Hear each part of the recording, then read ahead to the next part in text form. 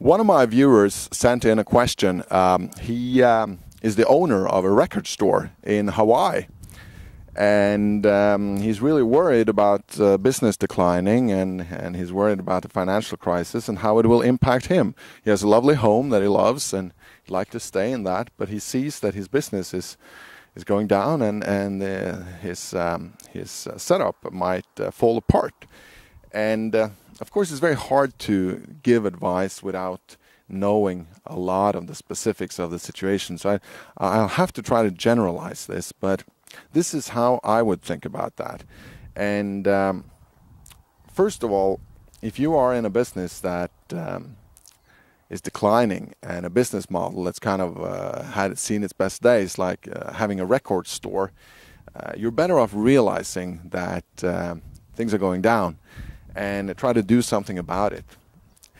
And what I would do in his specific situation would be to, well, this is probably true for any record store anywhere, is to try to change my business model within the resources and the investments that I've already made.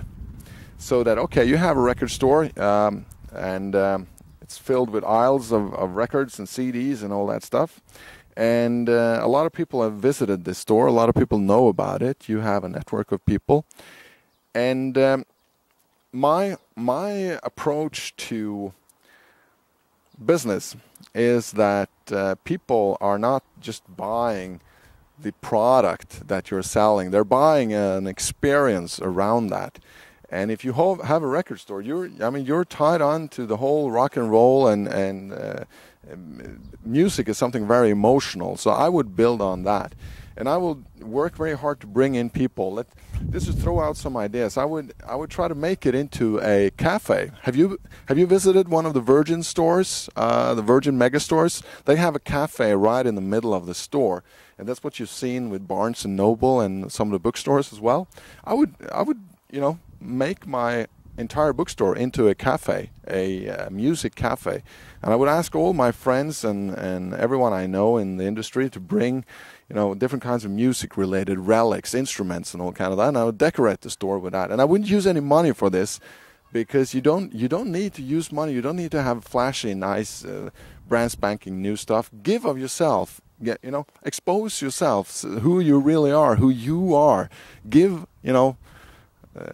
expose who you are in a more realistic fashion. And none of us are flashy and nice and polished all the time, but we have an old beaten up guitar at home, and we make magic with the guitar. That's the kind of approach I would have. It costs nothing to do that. And why not hold concerts in the record store? Invite. Have you seen the Blues Brothers, where they're putting the band back together? This old time musicians, and you could do that. You could put the band back together. Talk to guys in their 40s and their 50s. They used to have a band in their teens and their early 20s, and help them put the band together, and let them do a gig right in your record store while you have a cafe there.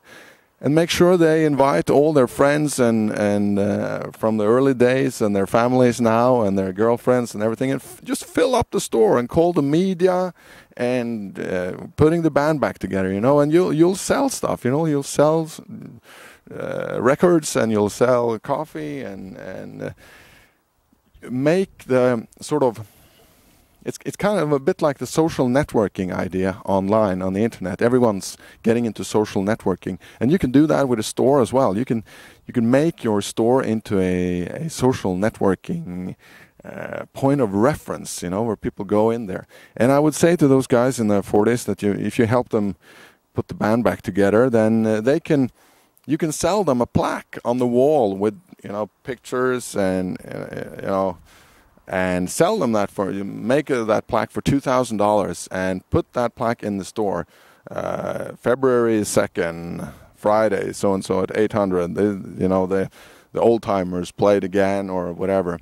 And you have to remember that guys in their 30s, 40s, and 50s, they long for their youth again. So if you can help that guy, maybe as an investment banker and made millions of dollars in Hawaii or whatever, if you can help that guy get on stage in your store with his family and his friends, and just have 1 minute of being back to when he was 19 years old and he was all rock and roll, and sex and drugs and rock and roll was all there was about. If you can bring that feeling back to him, that's he will pay you for that. So I would turn around the entire business and think differently about it. I would also talk to whoever owns the actual building that you're in and that you're renting from. If you're renting, you're probably renting. And I would talk to that person and make some kind of deal with him and share the pain somehow. Say that, okay, I'm going to turn around the business. I'm going to make it into a cafe, but I need you to give me some slack. I need you to, I believe this will be up and running in 3 months, and I need to have reduce the rent by 50% for the next 6 months, because you're not alone in this financial crisis. Whoever owns that real estate, he's in trouble too.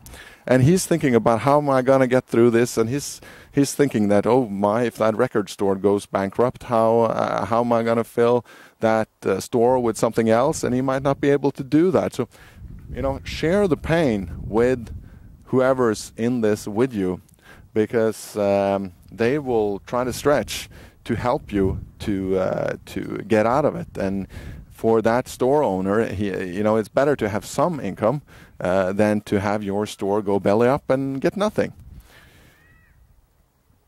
That's just how I would think about and approach that problem. I'm not sure it will work in your specific circumstances, but I believe a low cost and a lot of heart and personality approach, really reaching out to people on a personal level, is something that can work for a lot of stores and businesses that are in trouble.